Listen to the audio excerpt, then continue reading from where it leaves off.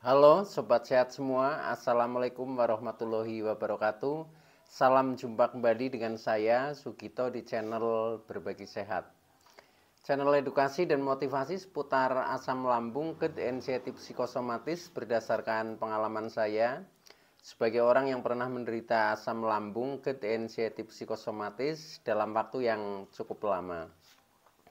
Dan alhamdulillah sekarang sudah sembuh. Harapan saya khususnya kepada teman-teman yang masih dalam penderitaan asam lambung, GERD, anxiety psikosomatis, setelah menonton video ini akan dapat tersugesti dan termotivasi untuk dapat cepat sembuh.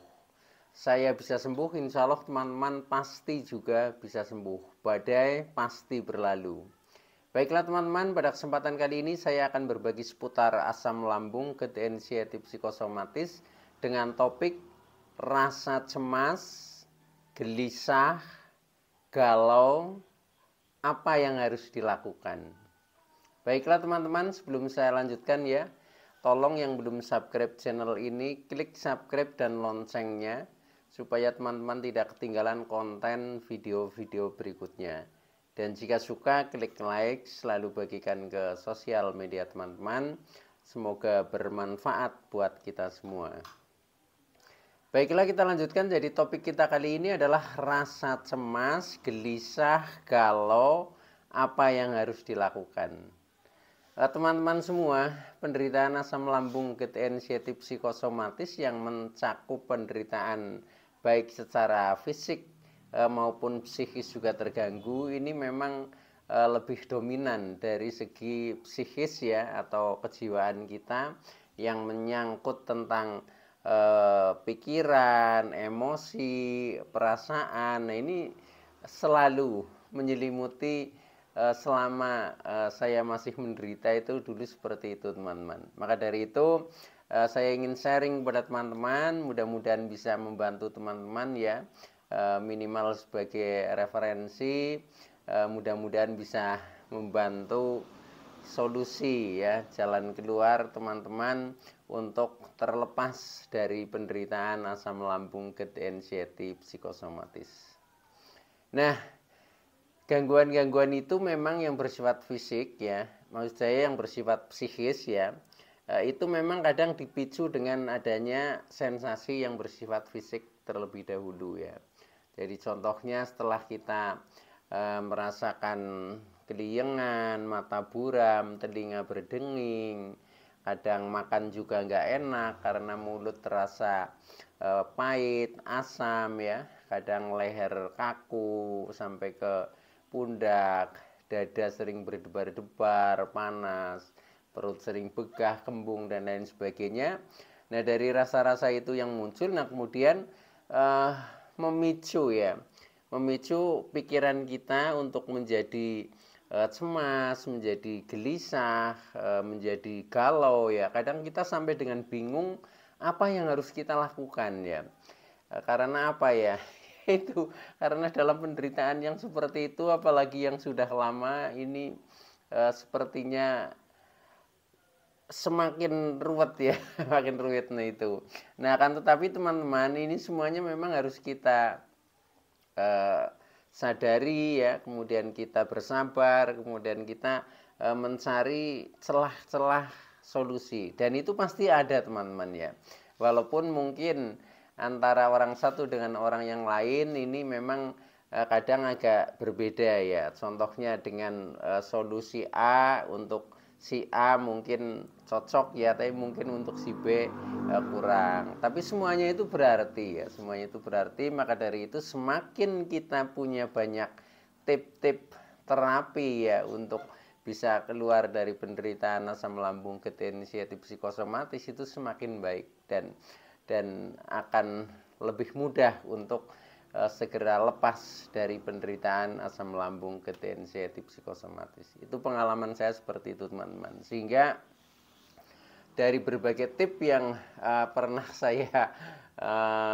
dapatkan ya, itu hampir semuanya pernah saya praktekkan ya. Karena dengan semakin banyak praktek ya, kita mempraktekkan tip-tip penyembuhan yang sifatnya positif, itu semuanya berarti. Dan semakin kompleks di dalam kita menerapkannya ya. Nah ini menjadikan kita menjadi lebih cepat menemukan kecocokan ya, itu seperti itu.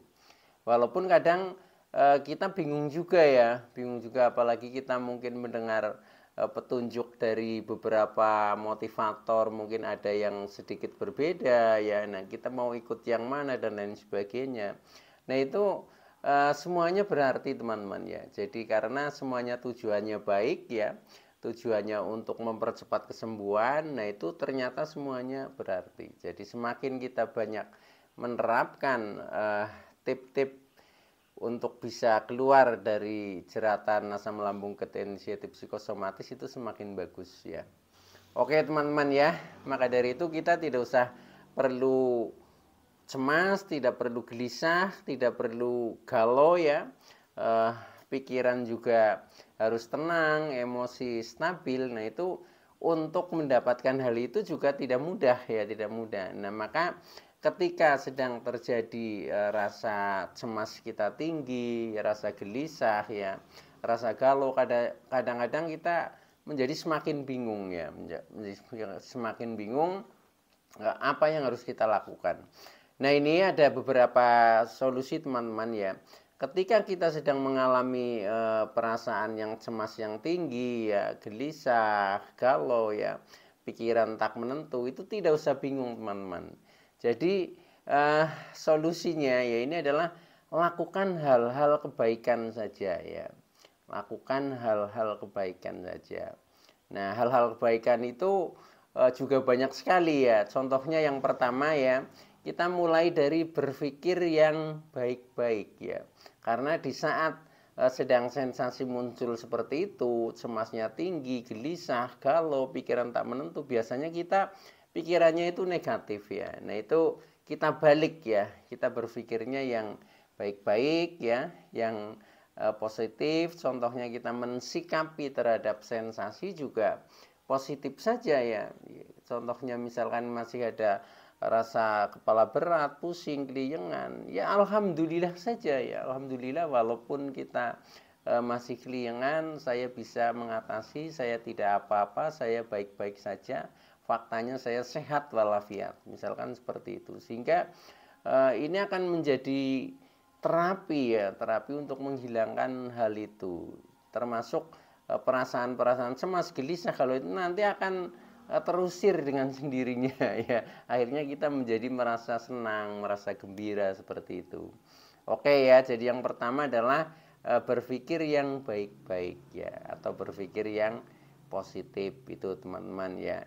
Jangan pernah kita berpikir tentang meragukan diri kita kalau diri kita ini sedang sakit ya. Tapi kita harus yakin bahwa kita ini orang sehat, dan faktanya kita setelah cek medis ya, misalkan tentang organ tubuh kita ini juga faktanya kan sehat itu. Jadi yakin saja dengan itu ya, melalui terapi berpikir yang baik atau berpikir yang positif itu.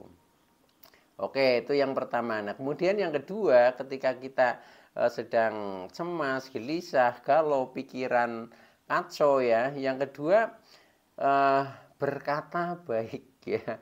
Berkata baik itu ya tahu sendirilah teman-teman. Kadang kan karena sedang rasa kita nggak karu-karuan, kita sering agak emosi. Nah, karena emosi kadang kata-katanya sedikit kasar misalkan. Nah, ini kita selalu berkata yang baik ya, yang baik, yang sopan. Nah, ini akan seperti ada energi baru yang di dalam diri kita, menjadi kita ini juga menjadi lebih sejuk ya gitu. Tapi kalau kita juga selalu mencak-mencak ya, selalu emosi, nah ini yang keluar kata-katanya kasar, nah ini akhirnya jiwa menjadi semakin panas yaitu.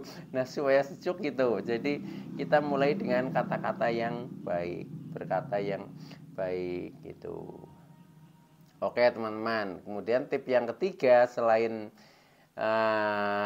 berpikir baik, berkata baik ya, itu mencoba berbuat baik ya. Berbuat baik ini hubungannya dengan orang lain lah ya.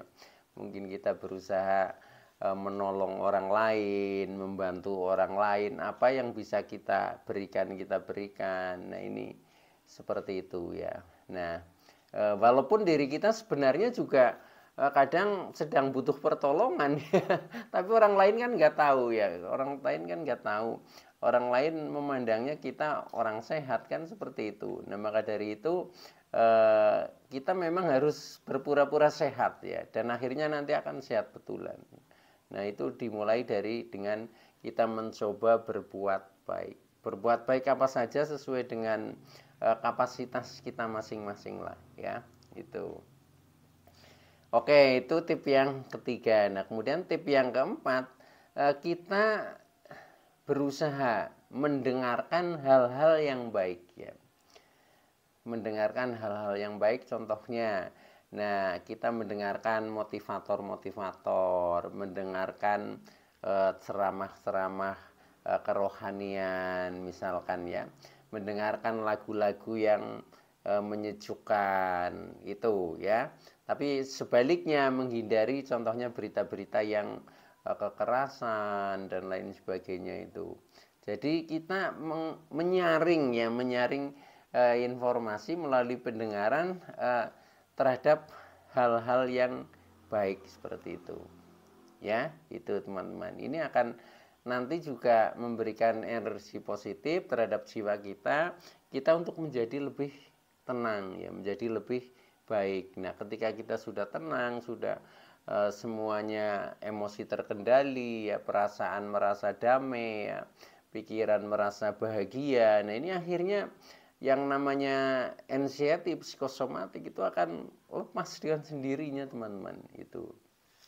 Oke, jadi itu tip yang keempat tadi ya, mendengar yang baik-baik. Nah, kemudian tip yang terakhir ini ya, yang kelima, kita juga berusaha melihat hal yang baik-baik ya, hal-hal yang baik-baik sesuai dengan ukuran kita ya, ukuran kita yang sedang menderita asam lambung anxiety psikosomatis. Melihat hal yang baik-baik, contohnya misalkan menonton televisi mungkin atau film mungkin. Nah, kita pilih yang ringan-ringan ya, contohnya film komedi misalkan ya, film-film yang bersifat hiburan biasa seperti itu, sehingga dengan melihat itu kita menjadi tambah fresh begitu ya, akan mengusir kegelisahan, kegalauan, menjadi lebih tenang. Termasuk kita melihat hal-hal yang bersifat langsung ya, contohnya kita langsung ke alam ya,